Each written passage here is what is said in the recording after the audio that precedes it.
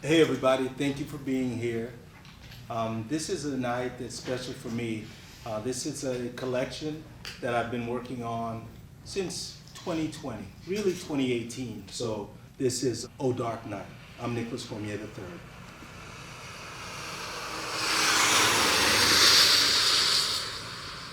End of my rope. Best way to say it. Heavy sighs marked my mornings. Sleepless nights spent tossing while dreading pressing those worn numbers on the keypad that let me in the door. Ear protection and goggles, identifying scarlet appendages of my corporate sellout. I started smoking again. Needed a vacation. 2 weeks in Europe was the plan. First stop, Amsterdam. Some hash and the hog. Just what the doctor ordered. Work was bullshit. The kind of shit that stinks so bad, you still smell it when you get home. It's on your clothes, in your relationships, on your soul. Got called into the office the day before my flight. Senior manager said I was slipping. Asked her to prove it. Wasn't my fault the employees ambushed her in the town hall. 2% annual raises weren't my idea of how you show value, nor theirs. Guess I could have warned her. They were my employees. Didn't matter. All I had was 12 hours left. One not so quick flight across the sea, then I'd be free. Walking through the red light district sipping mushroom tea. Only question in my mind as far as I could see was if my Euro girlfriend would let me indulge on the other side of those neon rose-colored windows I'd fantasized about. That and it was Easter weekend. I'd land on Good Friday. Being a good Catholic, figured it'd be best if I stayed away from the Valentine lights until Easter Monday. Before I left for work that night, I'd taken a bow, right there in the middle of the manufacturing floor. Knew the cameras could see. Handed the keys to the shift lead guy, told him to walk me out. Thought I was being followed. Didn't know if I was quitting. The flight would clear my mind, I thought. Shit unraveled faster than that. Dad called. Mine was racing. Not his, mine. Scrambled, driving in circles. Couldn't figure out if I was flying out of LAX or Bob Hope. Got confused trying to relay the plan to Dad. My trusted failsafe. Not normal. He'd hopscotch the globe so much, I knew he'd extract me from any locale. No questions asked. Only he would know my real destination. Now, I couldn't even remember. Felt like being followed by a flying saucer.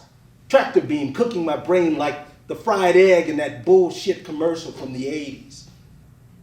That's when the voices started. Psychic attack. It was as if a coven of male witches had taken over my head. Could hear them musing over me. Who I was, how they'd remake me. Let me back up. There was a girl I met online, French, hot, with eye wrinkles that remained after she stopped smiling. Liked to wear floppy hats, blonde, Hollywood type. We'd been on one date. Took her to Tokyo Day at Santa Anita Racetrack. Fell in love immediately. I tend to do that. Told her about Amsterdam. Said I was canceling the trip. Urged me not to. Suggested it'd be best if I went to Europe and broke up with my girl there. Moving fast didn't bother her. Told me the French are known for it. Only gripe she had was my job. Sounded like a real deal breaker. Frenchie called me on my birthday. Wanted to wish me a happy one. I'd driven to Universal Studios. Born Day tour was the plan. First time I heard the voice. I was standing at the ticket window and my head broke open. A voice spoke from what felt like over-ear headphones. Told me, ask for a discount. Secret word to access stardom. Hard to describe the tenor. Felt like a friend. Said I was auditioning, that Hollywood was psychic. Gave me commands. Followed almost every one of them like a child playing a game of horse on a studio lot court.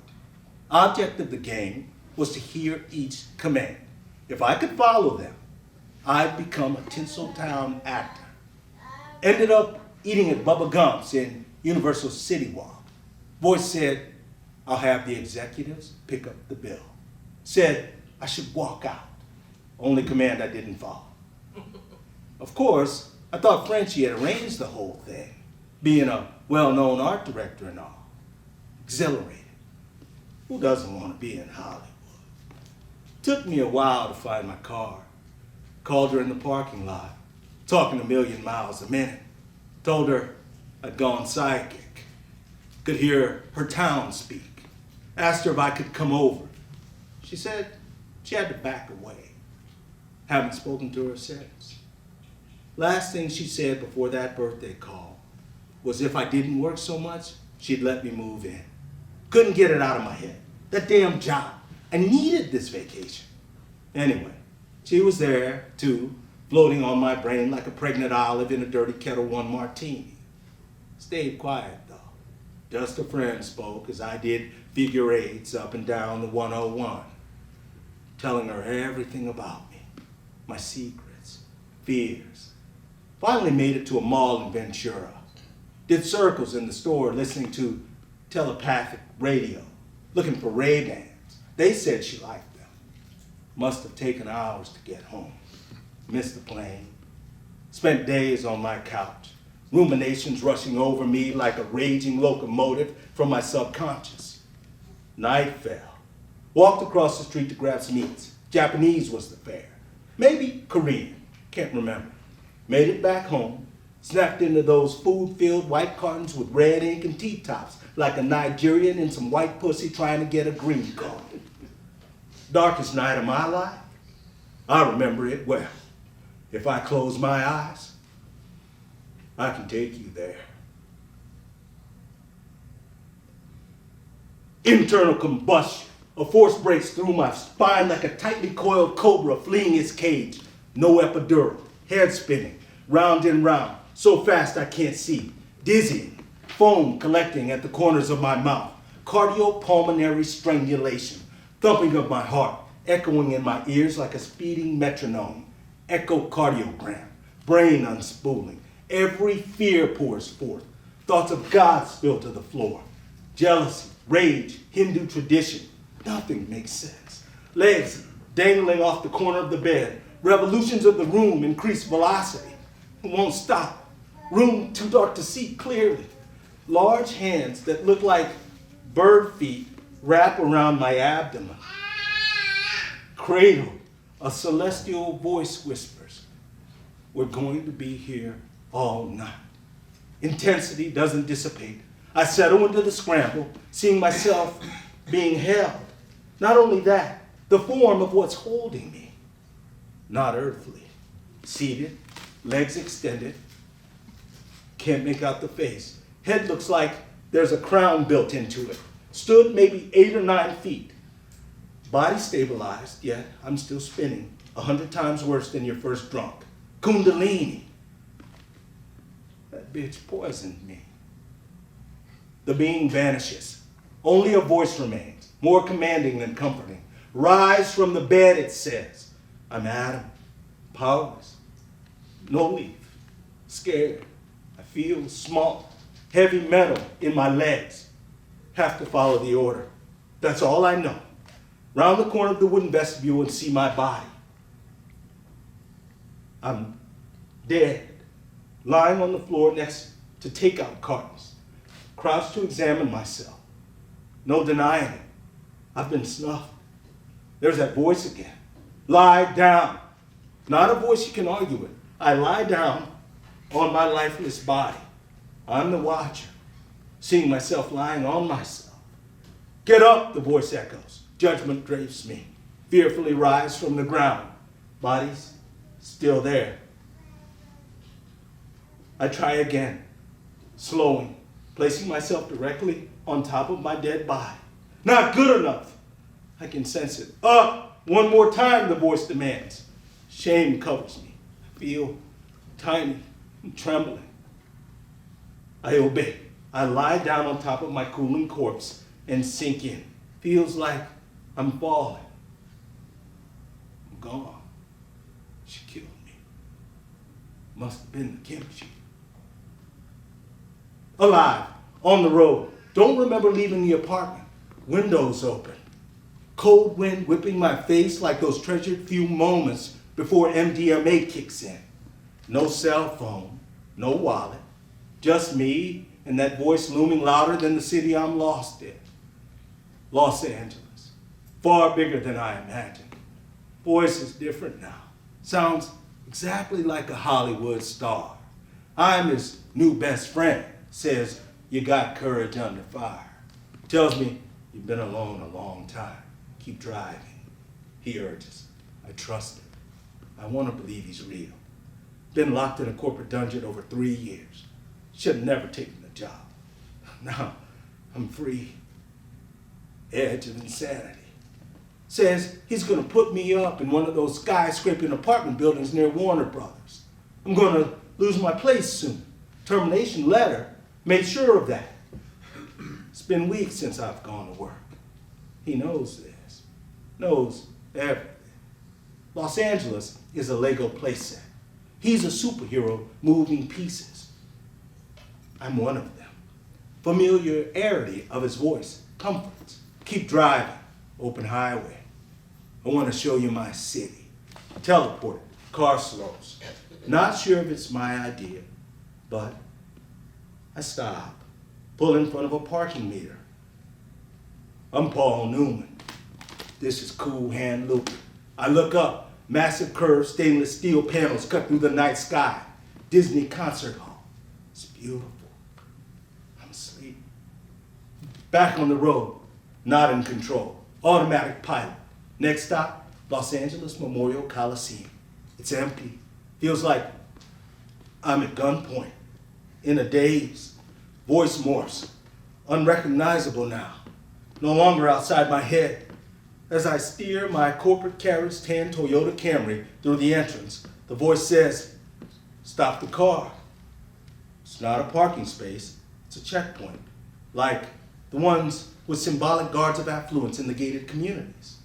I obey. There's no security. Feels like I'm going under. Drowsy. I exit the car, leaving the door open. The lights stay on. Seconds go by. Now I'm standing in front of 2 chiseled bronze statues. Someone's watching me. Shoot yourself, the voice says from the gun inside my head. Cocked hammer, I'm the firing pin. Might pull the trigger any minute. There's no gun, just feels like one. Football fields deserted, can't fight. I'm done.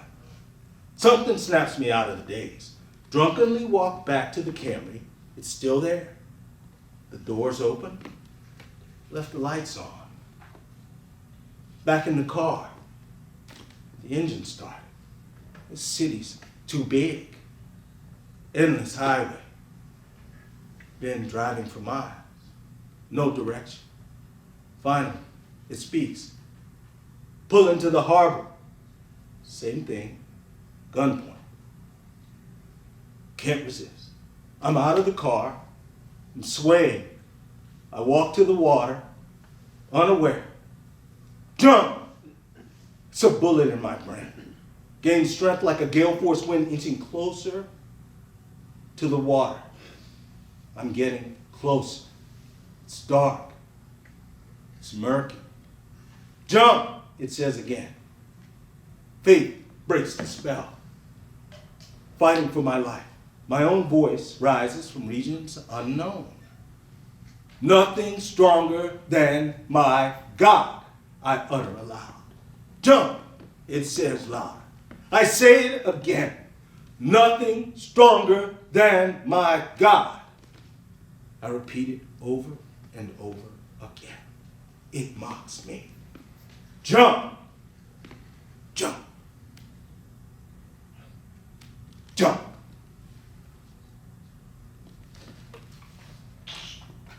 Not so dark night.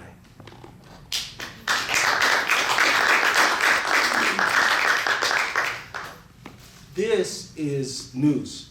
Noose is something that I wrote, it just came to me. My daughter moved away to North Carolina, and it was one of the toughest things that had ever happened. I moved to California to be near her, and she moved 2,300 miles away.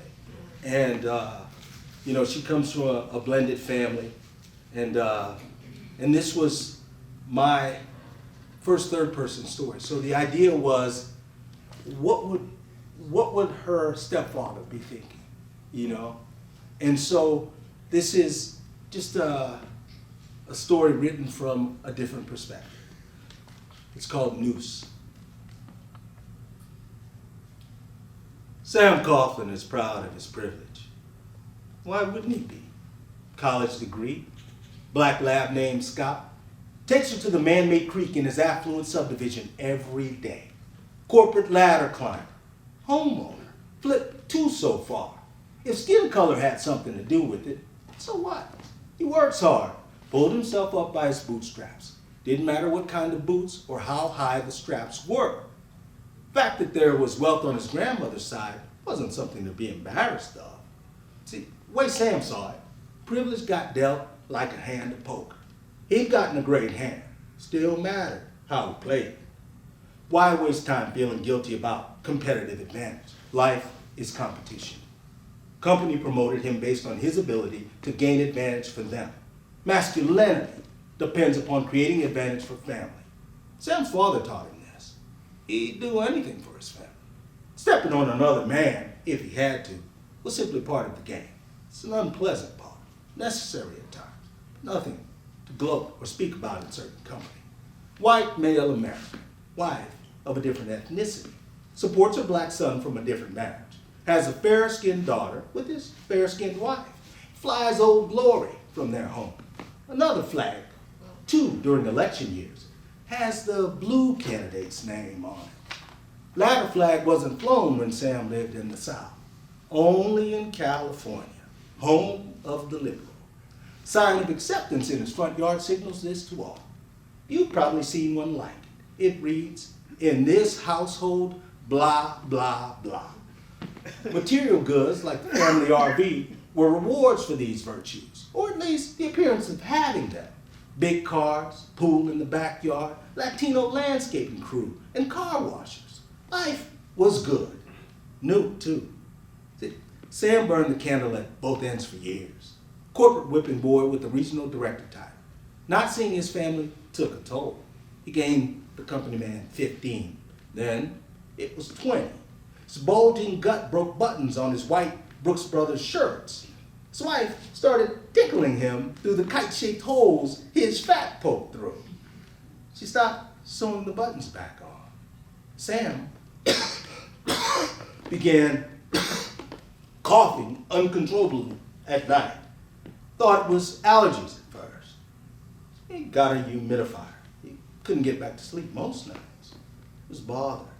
So he'd lay in the space between walking life and waking life and sleep, remaining still, devices turned off. Sleep hygiene taught by a more disciplined female regional director failed, just as he slipped into sleep, an energy that felt like fingertips would crawl up his neck. Each touch from the invisible hand pressed into his throat, poking the ribs of his esophagus, and squeezed. Gasping followed. Fought violently for air. Couldn't breathe. Went on for weeks. First time Sam felt the energy was on a Wednesday. Dozed off watching troubling news on social media after a long day of driving the California coast.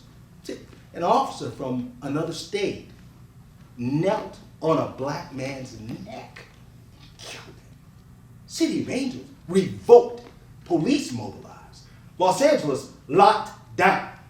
Felt like the whole country was burning. Sam and family lived in an affluent suburb in the Santa Clarita Valley. He felt safe. 40 minutes from the city. It's a protest-proof zip code. Santa Clarita offered better schools, cleaner neighborhoods. This all seemed to change after the knee on the neck. It made Sam reconsider how to best protect his family. Too much worry, finances, extra weight, falling behind in the race. It's white man's burden. Purchased a gun. Greatest fear, home invasion. Wife shared Sam's concerns. Move was her idea. Said She didn't want him to have a heart attack. Life would be slower in the South. Lower cost of living. California could wait. They'd return with a nest egg. He'd get more sleep. Kids would adjust. They did. Sam's wife did too. Spending became her thing. Saw more of his children. New job. Put him in a luxury box for most professional sports. He found an affluent southern social circle. Euphoria set in. Geographic cure seemed to work. Bought a new lease on life. For him, for his family. Return to privilege lasted a few weeks. Soon as the last box was emptied, final piece of furniture put in its place, Sam began losing sleep. The hand around his throat got heavier, gripped him tighter. Nightly episodes began to wake his wife, sometimes the children. Plagued by nightmares, went to a shrink, told her an eerie energy climbs up his body, forms into a hand, wraps around his throat, speaks in an inaudible whisper, and chokes him. Promises death. Doesn't want his wife to think he's crazy. Against his better judgment, shared the dream with his therapist. Rope around his neck, legs dangling, life slipping from his body, his now black body, muscular, bruised, beaten, couldn't make out the face. Fear overcame him. Jolted awake, bed full of sweat, heart racing, felt like him who was hanging, but how could it be? Therapist indulged him for a while, discussed his subconscious mind. Perhaps it was his stepson, suppressed fear of raising a black man's son in a white household. Or maybe it was his wife's ex-husband. They'd moved to North Carolina without much notice. No thought of how the move would affect him or his relationship with his son. Sam felt no guilt over this. He wasn't raised to. Sam was great at brushing off white guilt. He built a blended family. He hired blacks, gave everyone a fair shake, as far as he could tell. Only one employee accused him of racism, which Sam shrugged off as ridiculous. His wife and stepson were black, provided for them. Moving was a decision that was best for him, for his family. Still, the dream haunted him night after night. Impressions from the hand left what looked like red rope marks on his throat. Sam became convinced it wouldn't be a heart attack that took him out. It'd be the hand, haunting dreams of his hanging, choking him. That was news.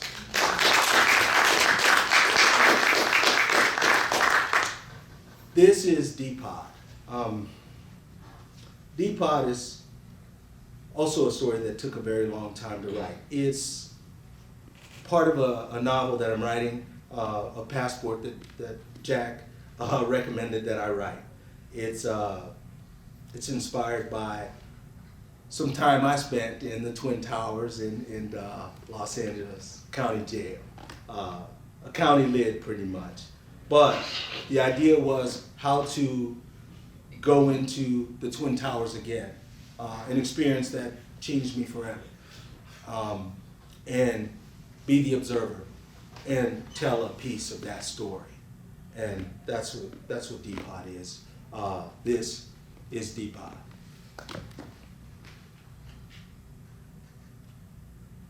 On eggshells, Bunky scrutinizes every move I make. You left water in the sink. I get up and wipe it dry. There's a bead of piss on the back rim of the toilet. I get up and wipe it dry. Try to get ahead of it. I start sweeping the cell. Learn a few things like how to do laundry. Acquire a bar of soap, hand wash lime green boxers, county t-shirt with the yellow collar, get same treatment. Socks too. Yellow blouse and blue pants get collected weekly. Issued clean ones upon receipt. Washed by trustees working the system for no pay. Sally chastises me. Dry out the sink. Won't let me use his clotheslines. Reluctantly teaches me how to make one. Stress the jailhouse t-shirt. Rip from the end and pull. It tears away as a string. You twirl tight. Hang from the bedpost to the sink area. And then dried soap acts as glue. M's volatile, loud with bass and convict clean. Plays chess most of the day. Rest of his time is spent reading and doing burpees. I hate burpees. Inmates start the morning reading the Los Angeles Times. 2 copies delivered by 7 a.m. One for us, one for Crips. Don't touch their copy. Art section is best on Fridays. It's where I find material to draw, mainly comic book characters from Marvel and DC movies. One Crip likes my work. He takes a liking to me too. Looks like Droopy, the slurring cartoon dog, facing 18 to 20 years for armed robbery. 6-year deal on the table. Not his first strike. Got him on video. He has kids, plans to fight, get a better deal. He sits with me, talks admirably of my drawings, never hinting at how lethal he's had to be. Everyone asks you where you're from in LA County Jail. Where you grew up denotes which gang you roll with. It's inescapable truth. If you're from LA, depending on which street your house was on, you're affiliated. State of California charges a tax for that. Calls them enhancements. Being from Texas immediately frees me from expectation. Almost embarrassed for not being a gangbanger.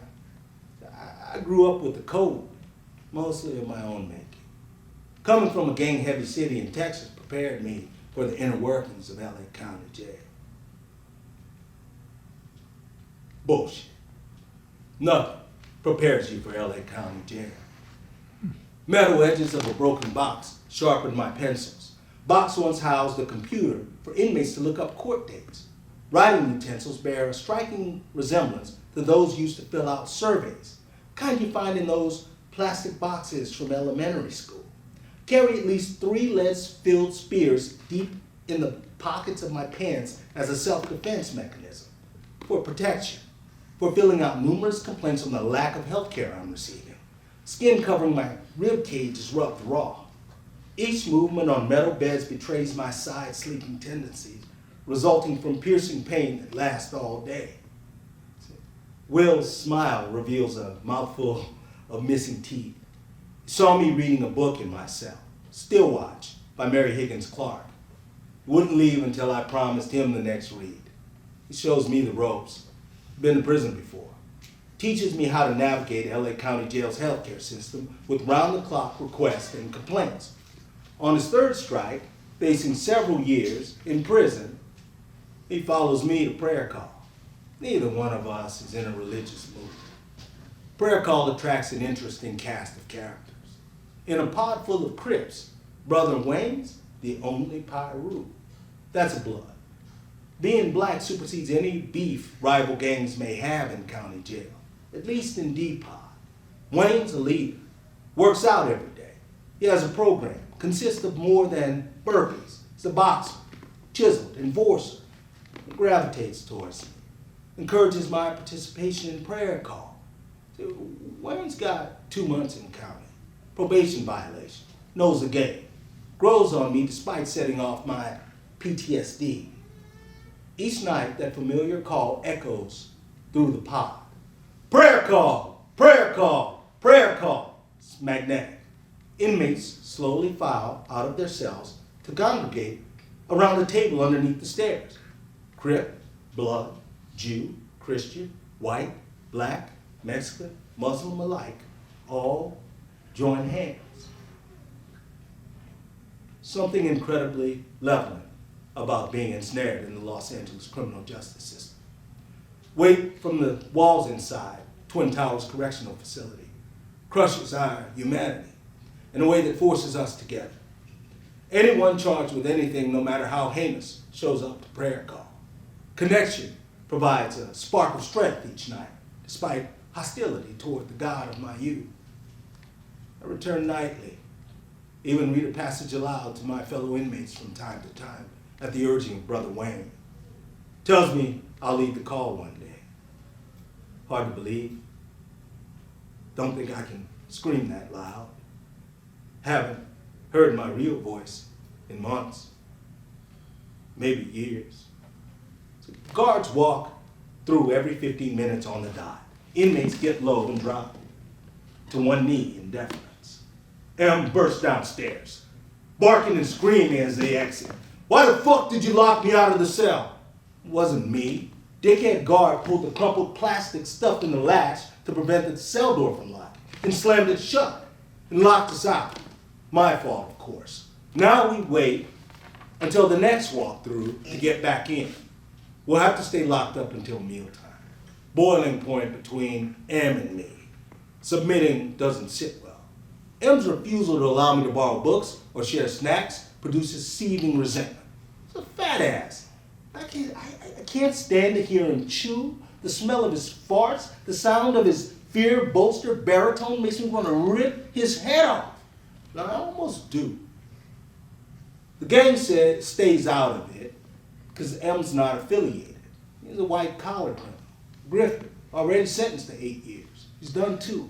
In county preparing for his appeal. So I move out. Moisture brims in his eyes as I pack my things, because he had me trained. I pick a white bunkmate, John from Prayer Call. And the Crips don't like this. Neither does Brother Wayne. Commissary arrives. Inmates buzz with excitement, waiting for their names to be called.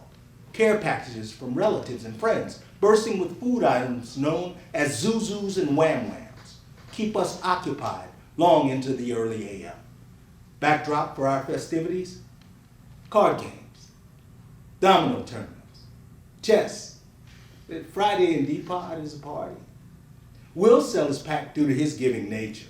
Reminds me of a college cokehead using his penchant for scoring friends, to gain friends, realizing at the end of the night he has none left for himself. So it goes with Will and his monthly Social Security check.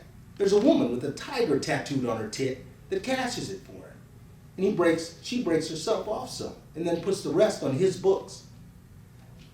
After his cell clears, I make sure to chastise him for selling himself short. Take a cookie from him when he insists. Join in what becomes a late night ritual of dunking peanut butter cream filled faux Oreos into saved milks. No money on my books yet. Only Dad knows I'm here. Waiting while he finds a lawyer for my approaching preliminary hearing. I've been told family would be there when things get tough. Friends too. Not true. Malone, not being bonded out. Dad will get the lawyer, but I can tell from our first phone call, he's resigned to my fate. Prison, extended stay. John is in the midst of a drug-induced psychosis, gray-haired gremlin, Napoleon complex, been here a few weeks. His cell is untidy, smaller than the last. There's no picture of Jesus drawn above my bunk like before. Instead, there's a wall with a long pencil-written equation only a meth head could write. John confesses to the strangest Oedipus complex. His mother's been verbally abusive, and he blames her for this botched circumcision that left him with 2/3 of his penis. Lived on the streets for about 3 years, carrying around a used pocket pussy he found dumpster diving. I wish he hadn't shared any of this. When I'm not helping John solve his meaningless equation, my night spent drawing a picture of Ed Sheeran for my daughter. The face is hard to get right. I start and stop this project repeatedly desiring perfection for that beautiful little girl. I haven't seen her in months. The last time I saw her, I'd already lost my mind. It's March. I moved away with her mother 2 years before. Dissension and madness started that day. Tried like hell not to let her leaving undo me. Did anyway. I fought to keep her near most of her life. Moved 3 times to make sure we weren't apart. News her mother bought a house in North Carolina paralyzed me. I was too smoked out with California bud to mount a response. The whole move took less than 3 weeks. I wasn't given much notice. That day in March might have been the last time I see her. We watched movies. Saw 2 that day. My mind rambled. Ruminations bled through my brain. She noticed. Don't know if she knows. I mean, in here. Friday before Christmas, inmates clutter the stairs. Every time someone's last name is called, they break through the frenzy to grab goodies. Huddle usually forms around them. This worries me. I have a package on the way. European girlfriend said it'd be here today. Called the jail several times to check on me. Psychiatrist came to the pod a few days ago. First time I heard my name called, my heart skipped. Warm feeling covered me. I thought I'd be set free. Instead, it was a message that my girlfriend put money on my books. Wanted me to call, left a number. Didn't want to talk to her. Felt like further conspiracy. Paranoia. Tells me her calls to the jailhouse shrink are the main reason I haven't been allowed back in Gen Pop. Got brought to D-Pod after complaining about my ribs. Coincided with her calls. There'd been an attempt at an intervention. She came to with Dad to take me away from LA. Almost got on the plane. So my mind insisted it was a trap. I slipped both of them when they joined the ticket line, bolted to the big blue bus, and headed back to Ocean Avenue. I got arrested days later. The sound of my name being called breaks through my thoughts. Glazed over, almost forgot my name. The yellow seed parts. Glide to the pod window, unfamiliar with the process. The trustee points to my wristband. Said, "Where are numbers in here?" I show my inmate ID to the commissary clerk. She's Latina. She's younger than me. Hot. I wonder how she got this job. Trustee hands me a pencil. I sign a piece of paper. The Latina beauty hands me the package. Bam! Zuzus and wham-whams. The conservation is king. Learned this the hard way. Lost items with each pod move. If it's not from Keefe Commissary, guards take all the extra. Towels, t-shirts, boxers, clothes used to make pillows, jail-provided meals, all gone. It's a business. Know it from day one. Sold into the system like black and brown slaves at auction. Identity stolen. 3 strikes, gang enhancements, high bail, all tools of the new Jim Crow. Mass incarceration. I never thought it would happen to me. Where Texas saw fit to slap one on the wrist, outwardly use the word nigger, then let you go, LA hit different. No N-word. Laws that said it for them. Prison industrial complex, revolving door, recidivism. Overheard a guard saying, "We'd be back in 3 months." Never getting out. That's how it feels anyway. Michelle Alexander was right. I should have read her book. I didn't think it applied to me. Retired in my cell unaccosted. I tear open the package and I taste chocolate and salt. For the first time in what feels like years, there's no salt in jail food. Barely any flavor. Only thing that helps are the seasoning packets from the overpriced ramen bought through commissary. That's the main currency. 1 soup equals $1. Anything can be bought with soups in jail. Now, I've got ramen. Attire betrays our psychiatric state in D-Pod. Yellow shirt, blue pants. Got a few 5150s before my arrest. 5252. Codes California uses to hold for a psychiatric evaluation. 5150, 7 days. 5250, 14. What feels like freedom from their matrix, to me, was reason for evaluation to them. I wasn't alone. D-Pod is filled with inmates with 5150s. Some drool at the mouth. Others shuffle when they walk. Scary shit. Jailhouse zombies. I'm not one of them. Neither is Will. He uses his medication for social currency. Yellow shirts crowd him after bill call for the handoff, looking for an escape. Egregious charges weigh us down. 500-year-old boulder on our backs. Don't get me wrong. Not everyone in D-Pod is a zombie. Crips don't necessarily partake. Their thing is Pruno, jailhouse wine. Only one of them seems to have a drug problem. Every 2 days or so, he passes out, crashes to the concrete with a concussion-inducing thud, stays in his cell a couple of days, comes out to repeat the process. Fucking Thorazine. Will stops by my cell regularly. He checks to see if I'm done reading whatever book he just scored for me. Intellectual discourse spans many topics, including our love of writing and our charges.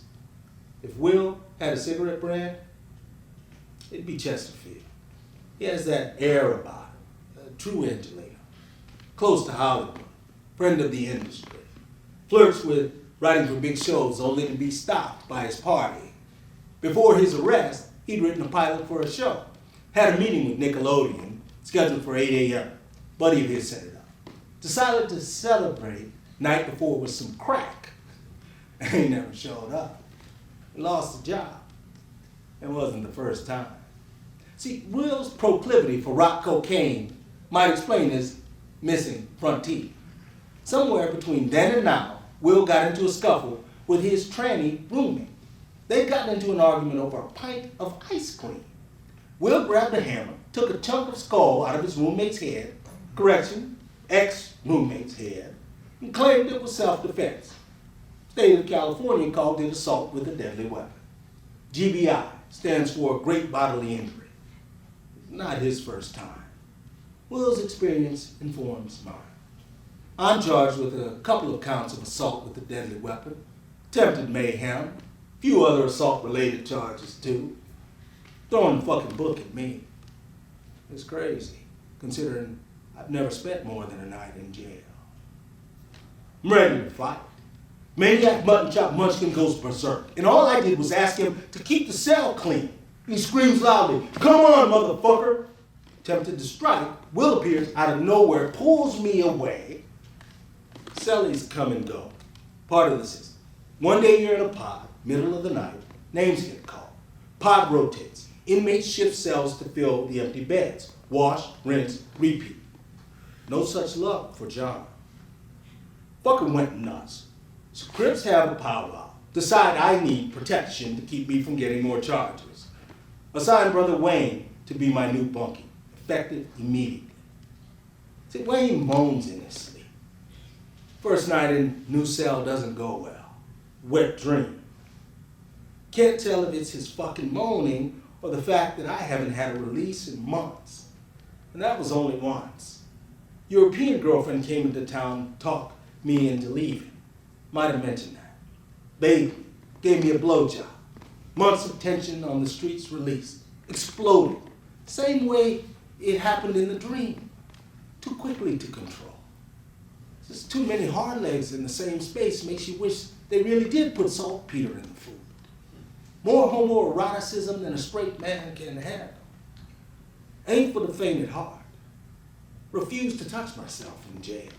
So every few weeks, wet dream. Feels fucked up ejaculating in jail. At least for me. Most peace I've had since my arrest. More comfortable with Wayne as a bunkie. Caters to me. Does all the cleaning.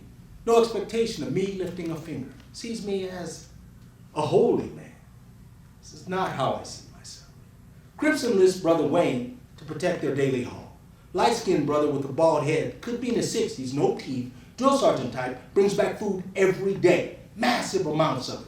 Bags full. Wayne's job is to separate them. Crips sign off on me health. Jellies, peanut butter, and bananas have high value. Used in jailhouse pies. Pies are a luxury in the Twin Towers. How to make one depends on who you talk to. Everyone has their own recipe. Breaks down like this. Layers work best. Creativity determines the rest. New Bunkie makes a killer jailhouse pie that rivals anyone's in Depot, except for Avatar and his fellow Crips who get dibs on ingredients. Their pies are bar none the best. Fruit and orange juice have the highest value for fermenting and flavoring jailhouse wine. Wayne and I get our cut when Avatar collects for his gang. Abundance, jailhouse rich. Extra bologna sandwiches get handed out to hungry inmates at night. Makes us popular. It feels good. Apple jelly, peanut butter, and cut up bananas between two pieces of wheat bread, washed down with orange juice is my favorite meal. It's a true delicacy. Crips want Wayne and I to store the jailhouse wine, which makes me uncomfortable. Wayne and I have a rapport that makes it easy for me to express my concern over alcohol in our cell. See, if the guards find it, we'll take the fall. Wayne understands. He takes care of it. We're keepers of all extra food. No pruno. Parties now in our cell on Friday nights. Brother Wayne presides over the spread. Spread is a jailhouse ritual. Breaking of bread. Everyone contributes something. Ramen is the main ingredient. You toss in some chips, seasoning packets, anything else that might add extra flavor. It brings us together. We laugh. We conversate. We take turns coloring a giant outline of the linked letters L and A from the Dodgers logo. Whoever drew it did so perfectly. It takes up half the wall. Coloring crew consists of Wayne, Will, and I. Becomes our favorite pastime. By the time we finish, we're bonded.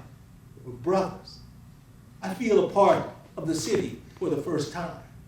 Christened by sleeping on its streets and finishing that damn logo. Confirmed by joining my black and brown brethren in its corrupted county jail. Los Angeles. It's my fucking home. Preliminary hearings hanging over my head. Arrest hangover slowly lifting. Remember more details. The city closing in on me. Dodgers losing game 7. Picking up cigarette butts in an alley in Santa Monica. Kicking that Mercedes-Benz. The fight. Getting jumped after I let him up. His goons pinning me down, pressing my chest against the pavement, grabbing my legs, smelling the concrete, twisting, the cartilage stretching, and the rib cage cracking. Evidence of their brutality protruding on my left side. My lifted shirt reveals a bone sticking out. The skin's not broken. Bruised, reddish purple tattooing dark brown skin. Will attempts to touch me. My nervous system revolts. I jump back. PTSD. I drop my shirt. I can't be touched. Not by a man. Not by anyone. No recollection of any trauma, childhood or otherwise. Just uncomfortable. Have been since my best friends confessed to being molested in their youth. Created a distrust in me of this world, of men, of intimate moments with them. Jail is filled with such moments. Claustrophobic. Environment makes my skin crawl in more ways than one. I want my freedom. Jail for the holidays. Brother Wayne's time is short. Started as a 10-day flash. That's when a parolee gets sent to county jail for 1 to 10 days for fucking up. Guess Wayne fucked up again. Been here a month or 2. Hard to tell. Feels like longer. Not looking forward to his release. Grown comfortable with our living arrangement. Protected me from the harsher realities of life in Los Angeles County Jail. I haven't had one fight since moving to his cell. Not one night of hunger either. More laughs than I've had in months. The only plus I can see is this becomes my cell once he leaves. That, and I'll get the bottom bunk. When his name gets called in the middle of the night, my heart sinks. Solemnly watch him roll up his things. Will and I embrace him as the guards impatiently wait at the pod entrance. Leaves his Long Beach address on a torn piece of loose-leaf paper. Says we're welcome anytime. I immediately revert to heightened alert. Brother Wayne, my protector, Lone Pyru of D-Pod, is gone. Prayer call grew while Wayne was my monkey. Moved from a dark cell to under the stairs. Former cellie was right. When the leader of the call gets released shortly after him, Will nudges me forward to make the call. We've grown close. His calm meshes with my chronic crankiness. Occasionally curses at me, but always returns with a book, sometimes minutes later. I pray to find my voice to make the call. First real prayer I've mustered since the night of my arrest. Big Amigo's got a funny sense of humor. I asked him for a roof over my head. He answered with Twin Towers correctional facility. With great trepidation, I belt out the words, prayer call, prayer call, prayer call. One last time with even more baritone. Prayer call. Expect no one to show. First inmate to answer, new cellie, Sean, came to us in bad shape, trembling. He asked us to pray for his estranged girlfriend. See, being one of the only white boys in the pod doesn't bother him. He's not a coastline kid. It's the other kind of white, deemed trash by his own race, raised by a single mother in bumfuck California. System hasn't made it easy on Sean. Charged him with felon in possession of a firearm. See, it's the first white man I've met with a genuine affinity for blacks, cast out by a system created to protect him. He doesn't want to steal, appropriate, or take credit. It isn't being outnumbered that draws him to us. Day Brother Wayne left Sean knocked at my cell door and asked to move in. He wanted to be my bunkie. Promised to teach me how to paint murals like the one he painted in his cell. Bona fide work of art, except for 3 big-titted blondes with machine guns he'd thrown in at the last minute.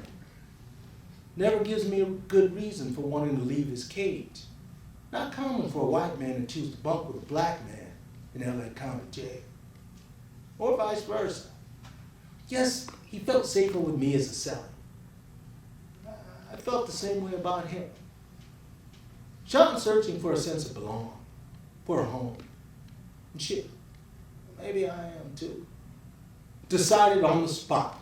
Moved him in the night before so the Crips couldn't figure it out. And they were going to place another body in my cage. Tattoos cover Sean's long frame. He looks more motorcycle mechanic than surfer. He has an easy air mixed with a California country vibe. Keeps me up at night with stories of his ex-girlfriend. Believes she's his twin flame. I connect with him on this. Believe I found mine months before my capture. Chasing her is part of the reason I'm in here. Yeah, the state of California disagrees with me on that. Yeah, I'd gone certifiable after meeting that French woman.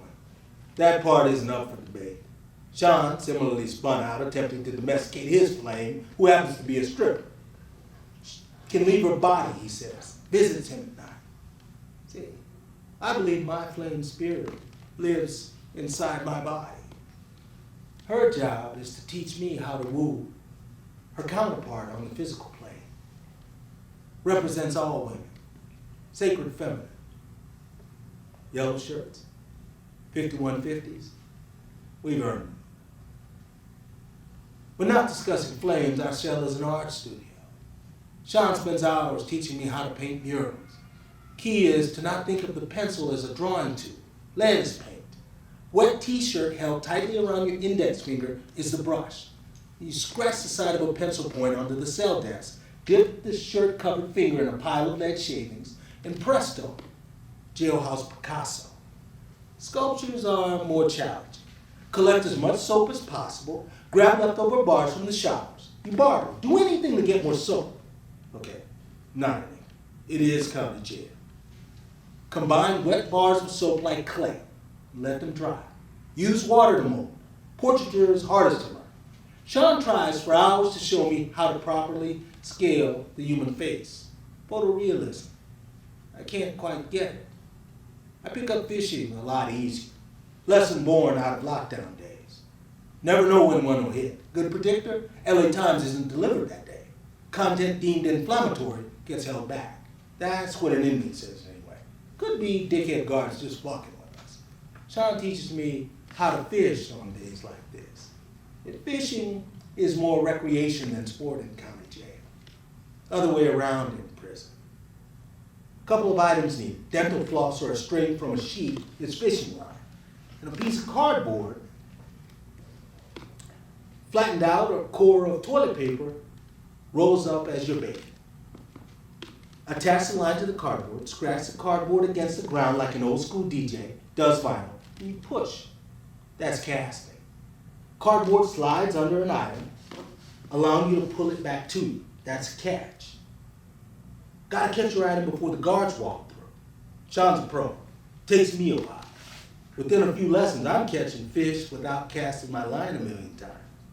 Not bad for an inmate. Can't cut it for a convict. At night, Sean and I take turns reading passages out of a 12-step recovery book. Sean opens up about his father. Turns out Sean's got a famous father, bit of a rolling stone. Died a few weeks back. Never knew him. Before Sean's mother passed, she'd shared details of a fling. Said fling was no ordinary thing. Sean's mom copulated with Charlie and Max. Bore Sean shortly after. Whole story seemed like bullshit initially. Then it strikes me. He reminds me of someone. Much taller than I'd imagine. Sure as shit looks like a leaner version of Manson with a jailhouse crew cut. Changes the tenor of the cell. Try to push it out of my mind. Try to make peace with it. I hate to say it, truth be told. Sean's one talented SOB, much like Charlie. Apple falls far enough away from the tree for me. Sean respects that it takes time for me to get right with the news. Then a few days we're back to painting like before. I still keep a good eye on it. I never tell a soul. Not until now. Loneliness climbs on top of you at night in county jail. Slithers under your sheets, chokes you, mind wanders. Reminiscing isn't the word. Missing is more fitting. Missing my former life, my daughter, my freedom. I may never see her again. Silence has a sound behind bars. It sings a song, clinking from other pods, muffled conversations. Guards, laughter is a weapon wielded well. That and their damn loud cologne breaks through the blanket of loneliness, reminding me of where I am. Every night, around 2 or 3 a.m., names get called. Inmates move to other pods, deeper into the labyrinth that is the Twin Towers of Los Angeles. Survival instincts push back fear most nights except for one. That my name will be called, forcing me to move away from Will. Sean, hard-fought comfort I found in county jail. Most nights only 1 or 2 names get called. Tonight's different. There's a litany of names that ring out from the CO's mouth. Untouchables even, Crips. No secret that guards know Black is in command. The balance is changing. More and more Latinos file in. A few more whites too. Tonight, they're threatening to tip the scales, remove Blacks from power and depot. Recompense for too many Pruno-fueled late nights. Loud outbursts and fights. Feels like my name's next. Not the only one feeling this way. Sean's wide-eyed, more afraid than I.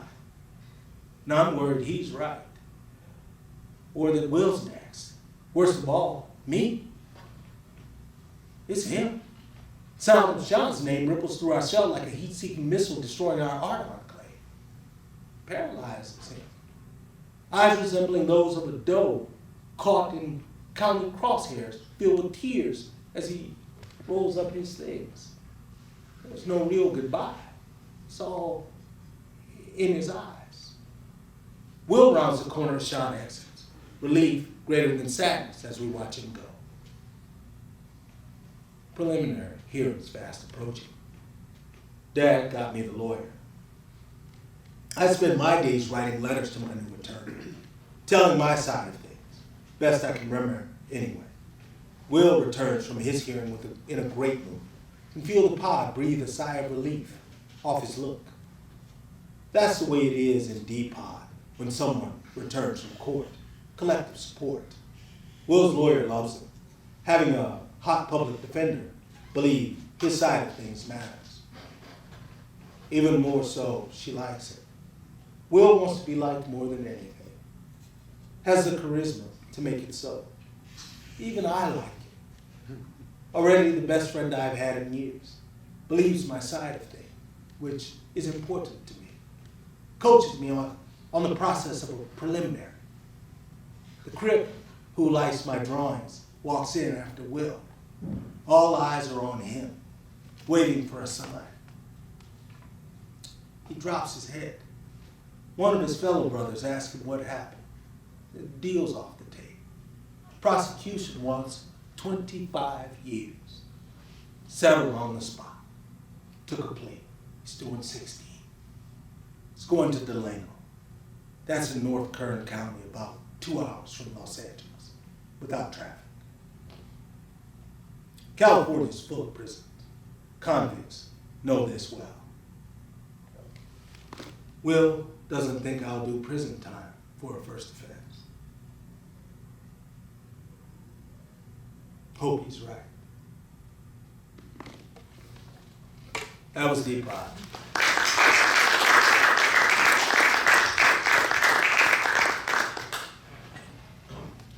Tolstoy Soldiers, which is military. I have some military stories. And Tolstoy Soldiers was inspired by being in the Air Force, was an air traffic controller, and for some reason they called us and told us we had to put our uniforms on, and we had to go to Commander's Call. And Commander's Call was a base theater, and Saving Private Ryan was on.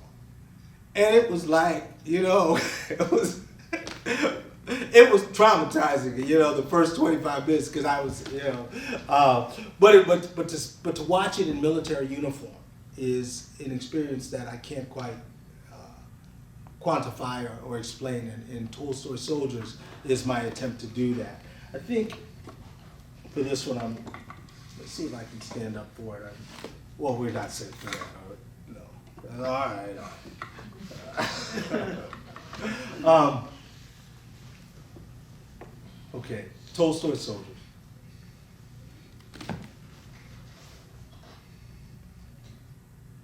Commander's Call, 1900 hours, base theater. Whose idea was it to march us in uniform to watch Saving Private Ryan? Now, I'll never know. First 25 minutes, mind blown. Shit changed that day. Sign of the cross, crack, bullet to the brain.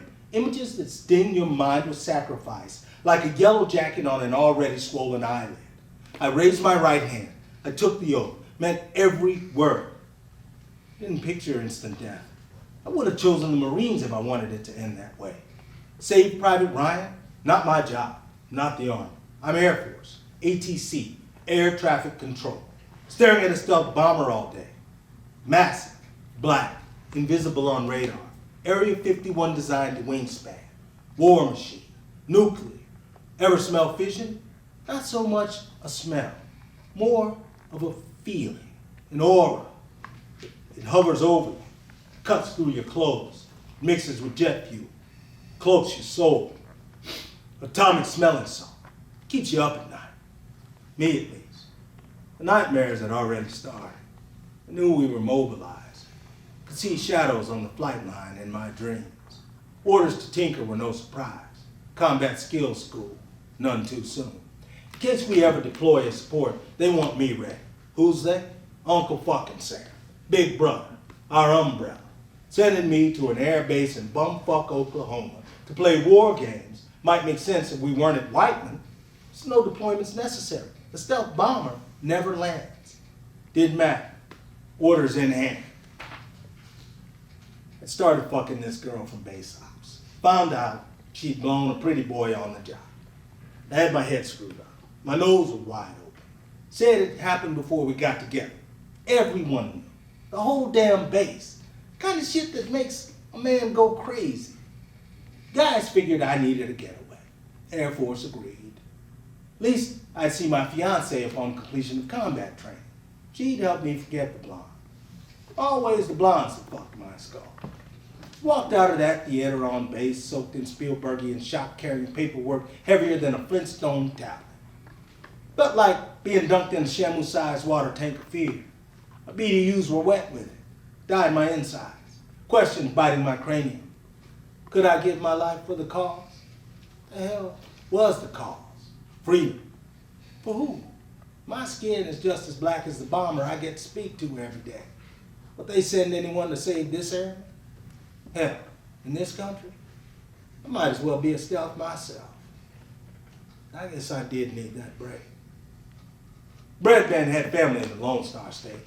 Can't tell you why we called him that. Guess because that's what he called himself. He agreed to drop me off in Oklahoma City. The plan was my girl would pick me up after Hell Week, drive me to Dallas. We'd meet up with Breadman at the Texas Motor Speedway for Rockfest 99. No doubt was headlining. Party our balls off. Then drive back to Missouri. I studied for the Airman of the Quarter Board on the way back. First, I had a date with red dirt. I hate red dirt. And Oklahoma. Miles gear, or multiple integrated laser engagement system. Simulates live rounds. It's on our bodies, on the vehicles. It's on everything. I can't get that sound out of my head. Boo! It's a high-pitched ring that lets everyone know you're dead. It's military laser tag. Now, I've died more times than I can count. It's day 4. My ears are still ringing. I haven't slept. There's not enough stripes to sleep. But I'm asleep. Not literally. I'm asleep in the way Keanu was before he was unplugged from the Matrix. Asleep in the way the Harlem Hellfighters were when they fought for the right, for freedoms they would never know. There's more angst and fear is what I feel. There's discomfort, displaced. This is the longest simulation yet. How many times do we have to get shot before these fuckers stop sending us into the night? We've been in this trench 18 hours. Last guy to answer his walkie lasted 5 steps. Guy before that, 7. We've watched 10 of ours get sniped. Now it's our turn. Well, mine and Torres. Our helmets are heavy. The walkie rests between us, waiting for the order. Not sure if it'll be Torres first or me. Either way, sudden simulated death awaits. Torres and I got to talking. He was from Arizona. Good dude. Seemed dedicated to the cause. He had a lady friend back home. Kid to boot. Little family at 23. Military was his way of providing for them. Nevertheless, he was none too keen on dying. Neither was I. Could hear CQ talking amongst themselves over the walkie, getting ready to send us out. Looked at Torres. He looked back at me. Feeling was mutual. Think I said it first. I feel like turning off this walkie. Sounds like a plan, Torres responded. I twisted the knob counterclockwise, and I heard the click. It went dark, minority protocol. See, when you're expendable, you better recognize, or else you're dead. It wasn't that I didn't want to die for my country. It was more like I didn't want to die for dummies. So first light would come. Torres and I knew that even with our 2 stripes. Figured we'd wait it out, hunker down. So we did. We whispered all night in the silence that ensued. Bonded. Kind of bond that feels like you met your long-lost best friend. Morning came. Insects spoke. Birds, too. Poked our heads out like the low-ranking gophers we were. Spied a starkly different landscape and story than the night told. Could see base camp right behind us. We crawled into command headquarters with our M16s in tow. Shots rang out immediately. Ambush, enemies from all sides. Things slowed down. Fear left after I killed the first one. Boo! I heard his Miles gear. I liked that sound. I killed another. Jumped through the netting and bagged the next 2. I clipped one more. I saved CQ. Well, Torres and I did. The exercise got called off early. High-ranking officers calling the shots didn't make it. Torres did. Die for my country. Depends. That's Tolstoy's soldiers. Thank you all. Thank you for being here. Thank you.